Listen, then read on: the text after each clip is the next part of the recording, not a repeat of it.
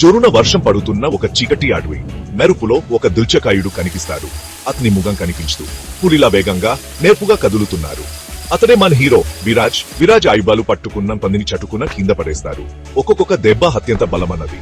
వాళ్ళ శరీరాలు చీకట్లో కలిసిపోతాయి. అతను ఒకరే ఒక సైన్యంలా ఉన్నారు. విరాజ్ ఒక గుడిసెలో వణుకుతున్న మనిషి దగ్గరికి వెళ్తారు. అతని కలర్ పట్టుకుని గట్టిగా అడుగుతాడు, అతను ఎక్కడ? భయంతో ఆ మనిషి నోట్ మాట రావడం లేదు. విరాజ కళ్ళు కోపంతో మండుతున్నాయి. కొన్ని సంవత్సరాల క్రితం జనసందడిగా ఉన్న ఒక సంత్. పిల్లలు పావురాలను వెంటాడుతున్నారు. వ్యాపారులు వస్తువులు అమ్మనుతున్నారు. సంతోషకరమైన వాతావరణం. ప్రతి ఒక్కరి ముఖంలో ఆనందం కనిపిస్తుంది. చిన్న విరాజ్ నవ్వుతూ సంతోషంగా జనంలో పరిగెడుతున్నారు. అతని తల్లి అతని చేయి పట్టుకుంది. ఆమె కల్టర్లో ప్రేమ, భద్రత, ఆమె ముఖంలో ప్రేమ, గర్వం కనిపిస్తున్నాయి. ఈ సంతోషకరమైన క్షణాలు ఎప్పటికీ నిలిచిపోతాయని ఆమె అనుకుంది. అకస్మాత్తుగా కొంతమంది క్రూరులు వస్తారు. వాడు ఈ ప్రాంత పాలకుడు, కువన్ సైనికులు. వాళ్ళ రాకతోనే భయం వ్యాపిస్తుంది.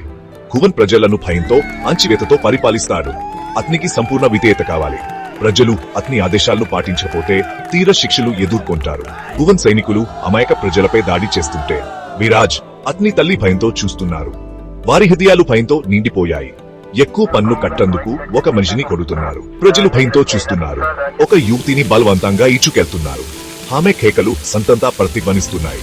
ఈ దృశ్యాలు ప్రజల హృదయాలను కచ్చివేస్తున్నాయి. భువన్ తన భవనం బాల్కనీలో కూర్చొని ఈ దృశ్యాలు చూస్తున్నారు. అతని కల్టర్లో క్రూరత్వం కనిపిస్తోంది. అతనికి అధికారం, డబ్బు మీ దురాజ్ ఎక్కువ.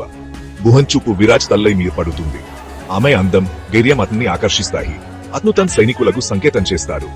ఆమెను ఎలాగైనా తన దగ్గరికి తీసుకురావాలని ఆదేశిస్తాడు. భువన్ సైనికులు విరాజ్ తల్లిని పట్టుకుంటారు. విరాజ్ వారితో ధైర్యంగా పోరాడాడు. కానీ వాళ్ళ బలం ముందు అతను ఓడిపోతాడు. వాళ్ళు అతని తల్లిని ఇచ్చుకెట్టుంటే విరాజ్ నిస్సహాయంగా చూస్తాడు. 4వ భాగం రక్తంలో రాసిన ప్రతిజ్ఞ. విరాజ్ తన తల్లి దగ్గరికి పాకుతూ వెళ్తాడు. అతని శరీరం రక్తంతో తడిసిపోతుంది. కానీ అతని మనసు మాత్రం తన తల్లిని కాపాడనే ఆలోచనతో నిండిపోయి ఉంది. ఆమె చనిపోతున్నది. ఆమె కల్టర్లో బాత్ కనిపిస్తున్నాయి. ఆమె శ్వాస ఆగిపోతున్నది. కానీ ఆమె తన కొడుకును చివరిసారి చూడని కోరుకుంటుంది. ఆమె బలహీనంగా నవ్వి అతని చెంపి చేయి వేస్తుంది. ఆమె ముఖంలో ప్రేమ మరియు బాడ్ కలిసిన భావాలు కనిపిస్తాయి. బతుకురా నాన్న అని గొన్నుగుతుంది. ఆమె గొంతు తగ్గిపోతుంది. ఆమె మాటలు విరాజ్ హృదయాన్ని తాకుతాయి. విరాజ్ తన తల్లిని దగ్గరకు తీసుకుంటాడు. అతని కన్నీరెట్లు ఆమె రక్తంతో కలుస్తాయి. అతని గుండె కోపంతో మండిపోతుంది. అతని తల్లి మరణం అతనికి ఒక పెద్ద దెబ్బ. తన తల్లి మరణానికి ప్రతీకారం తీర్చుకుంటానని కువన్ దుష్ట పాలనను అంతం చేస్తానని ప్రతిజ్ఞ చేస్తాడు. అతని ప్రతిజ్ఞ అతని రక్తంలో రాసినది. ఇది అతని రక్తంలో రాసిన ప్రతిజ్ఞ. అతని ప్రతిజ్ఞ అతని జీవితాన్ని మారుస్తుంది. సంవత్సరాలు గడిచిపోతాయి. విరాజ్ కఠిన శిక్ష తీసుకుంటాడు. అతను యుద్ధంలో నైపుణ్యం సంపాదిస్తాడు. అతని శిక్షణ అతనిని మరింత బలంగా, ధైర్యంగా చేస్తుంది. అతను తన ప్రతీక్ నెరవేర్చడానికి సిద్ధంగా ఉన్నాడు. యుద్ధానికి సిద్ధంగా ఉన్నాడు. అతని కట్టల్లో ప్రతీకారం మరియు ధైర్యం మెరుస్తున్నాయి. అదో భాగం విముక్తి వెకువ. విరాజ్ భవనం ముందు నిలబడతాడు.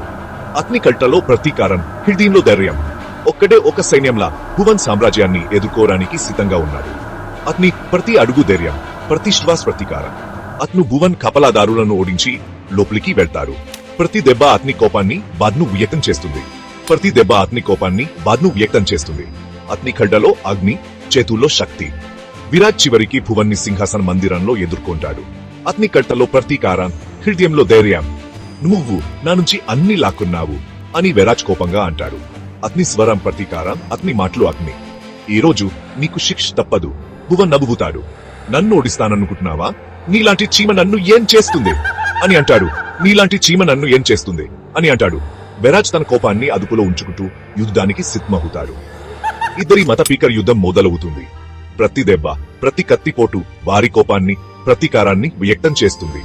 విరాజ్ తన పూర్తి శక్తితో పోరాటారు. అతని ప్రతి దెబ్బ, ప్రతి కత్తిపోటు అతని కోపాన్ని, ప్రతీకారాన్ని వ్యక్తం చేస్తుంది.